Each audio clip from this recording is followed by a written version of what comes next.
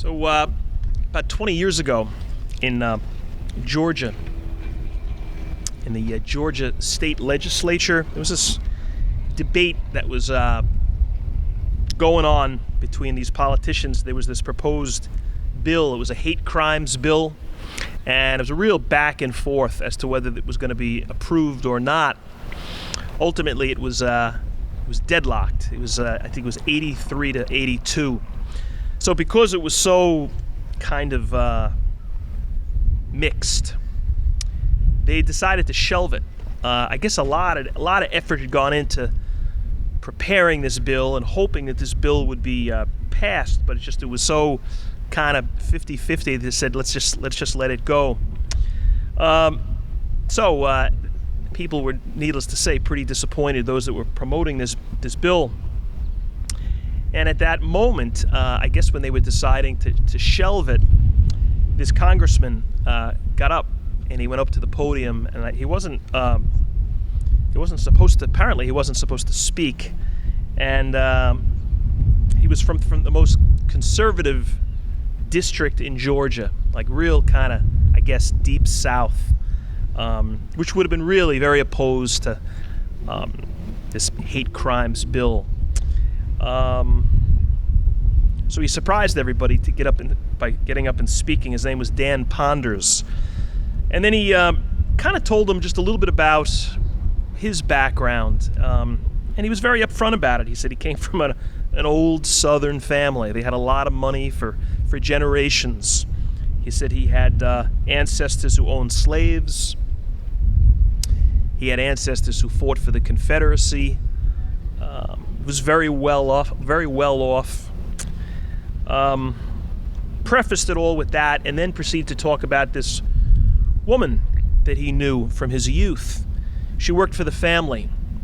She was her name was Mary Ward, and she was a kind of like a caretaker, housekeeper, nanny, I guess, a little bit of all of those things for this guy when he was a kid and his siblings. So this is what he said about her. She began working for my family before I was born. She was a young black woman whose own grandmother raised my mother. Mary came every morning before I was awake to cook breakfast. She cooked our lunch, she washed our clothes, but she was much, much more than that. She read books to me. When I was playing Little League, she'd go out to throw the ball with me. She was never afraid to discipline me. She expected the absolute best out of me. She was a second mother. One day when I was 12 or 13, I was leaving for school. As I walked out the door, she turned to kiss me goodbye, as she always had done. And for some reason that day, I turned my head away. She stopped me, looked into my eyes with a look that still burns in my memory, and she said, "You didn't kiss me because I'm black." At that instant, I knew she was right. I denied it, making some lame excuse, but I knew she was right. And she knew that I knew. And then he went on to just talk about where he came from, this sort of background, and how in that culture, when he was a kid, in the 1960s, I guess it would have been when that happened, if you were white, you didn't kiss a black woman in public. And now, 35 years later, he's standing before his colleagues, and he's saying that he was wrong, and that the South was wrong, that culture was wrong. Anyway, he received 2 standing ovations in the course of this speech, which I guess wasn't even on the agenda, and the bill was passed by a 2-1 margin. Before the speech, it was deadlocked. After the speech, it was 2-1 in favor of voting in favor of this bill. This is how he finished the speech. Mary Ward sent me a message many years ago, a message of unconditional love, regardless of the color of your skin. My wife and I have sent a message to our kids that we are all God's children, and that hate is unacceptable in our home. I believe that we must send a message to people that are filled with hate in this world, that Georgia has no room for hatred within its borders. It's a message that we can send to the people of this state, but it's also a message that you have to send to yourself. Anyway, I guess as a result of, well, that speech and then the vote on the bill and the passing of it, people wanted to hear more about this woman that he spoke about. Like, she had died at that point, but they just wanted to know more about her. And he kind of, I guess in interviews afterwards, he told a little bit more of her story. But the thing I remember him saying, maybe more than anything, was he said that she never changed. Her attitude toward him after that incident, when she pulled away, he said she never loved him any less. She let him know she was hurt. She let him know that what he had done and the source of it and the attitude that led him to kind of pull away, that was absolutely wrong. But she never lessened the love. And I just think that's a great metaphor for how God is. We screw things up. We disappoint and we hurt and we betray.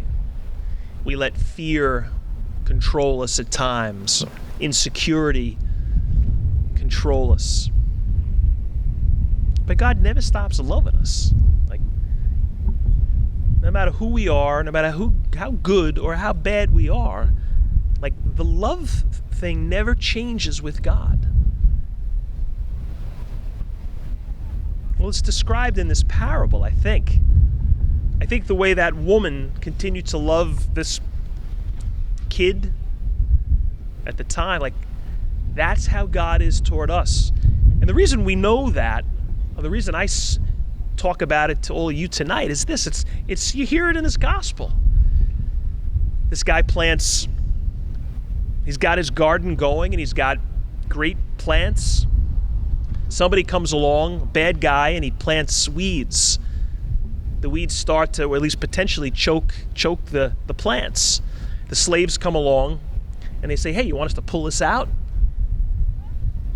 The guy's like, no, don't pull out the weeds. Don't pull out the weeds. Work with the weeds. Convert the weeds. But don't give up on the weeds. That's God. I was reading about this guy who's he's long dead, but he was this pretty accomplished scientist, like a botanist. He studied plants. He was a geneticist. I know nothing about botany or genetics, but he made this kind of discovery, this principle, and about plant biology.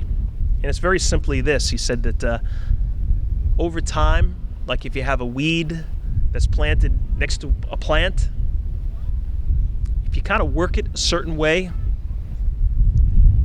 the weed will start to take on the characteristics of the plant. Like, the weed becomes less like a weed and way more like the plant that it's next to. It's called crop mimicry or weed mimicry. The weed mimics the plant. So don't pull out the weeds. That woman that politician spoke about, Mary Ward, like, she never gave up on him. She never let bigotry and ignorance destroy their relationship. She didn't accept it. She wasn't okay with it. She challenged it, but she never stopped loving him. Well, eventually he got it. And the weed became wheat. And that day in Georgia, justice was served. Something right happened. When we hear these, I love parables, or Jesus' parables, because, well, they're portraits of God. They come from Jesus, who knew God better than anybody, and he, in this sort of story way, he's telling us how God is. So we should really listen up. Nobody knew God better than Jesus, the Son. And he's like, hey, this is how God is. And the picture we get in tonight's gospel, I think it's this. God is very patient. God is extraordinarily patient with us. When our lives are more like weeds than plants, he doesn't pull them out. He doesn't walk away. And I think, today, man, this is particularly important for us to hear this we hear about this almost on a daily basis, this sort of growing like cancel culture, where it's like people are destroyed because of their past. People are destroyed because of some stupid thing they did or said. You said something years ago that was objectively wrong. You're done. No redemption, no second chance, no forgiveness. You're fired. You did something wrong, and whenever. You're canceled. We're going to boycott you. We'll run you out of business. We'll crush you. Well, that's not godly. If it was, the parable we just heard would have been different. It would have been like when the guy said, should we pull out the weed? He would have been like, yeah, pull out the weed. But he's like, no, don't pull out the weed. Don't cancel the weed. We're going to work with it. And he also, at the end, he goes, hey, listen, and at the end, if the weed doesn't become a plant, okay, justice is real. Everybody doesn't win in the end. So the weed will be judged. But before we get to that point, let's not give up. What's so great, I think, also about the parables are, not only do they tell us about God, who God is, I think by extension they tell us how we should be. Like we should be, as much as we can, godly, right? So think about it. Like if God doesn't cancel us, how should we be in relation to others? I ask you tonight. Can you think of somebody from your life who you've canceled? You've just you're sort of like in boycott mode with them. You have nothing to do with them. And maybe for very good reason. But you're done. I don't know. Maybe this gospel tonight says, maybe I can't be done.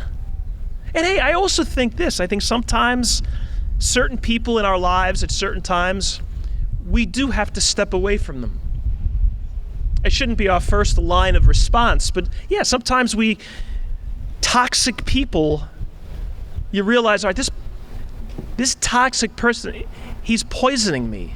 She's poison. I gotta get away. I can't be around him or her. I get it, and I think at times that's the right thing to do. But it's not the first thing we do. The first thing we do is say, don't pull out the weed. Like, let's work with the weed. Maybe we can get this person to mimic the plant.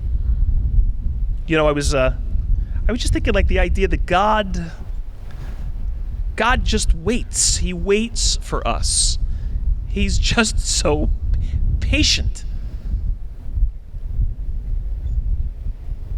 There's a group, some of you may know them. They were pretty popular about 10 or 12 years ago. I like them a lot. They're Mumford & Sons. They're kind of a cool combination of like a rock band, but they're also got a lot of folk sound to them, a lot of acoustic instruments. Well, their biggest hit was a song called I Will Wait. It's a great song. I love it. And I was thinking about this idea of like God wait. Man, he's so patient. He waits for us. He waits for us to get it together. So I looked up the lyrics, and in the course of doing that, I found two other songs with the same title. So I figured they must have just been covers. Maybe these other two bands like recorded their song, but it wasn't. They were different songs. Hootie and the Blowfish I didn't know this, but they have a song called I Will Wait. And there's some Swedish singer, I certainly don't know who she is, but she's got a song with the same title. Different lyrics, but it's all same title, and they're all I looked up all three songs. One of them talks about, they're all about love. They're all about somebody waiting for the other. For different reasons, in different ways, but they're waiting. They're not giving up. People who just won't pull out the weeds. People who won't cancel on the other. One of them, the Hootie and Blowfish song, is about this wife of a soldier, and he's deployed, and she's just waiting for him.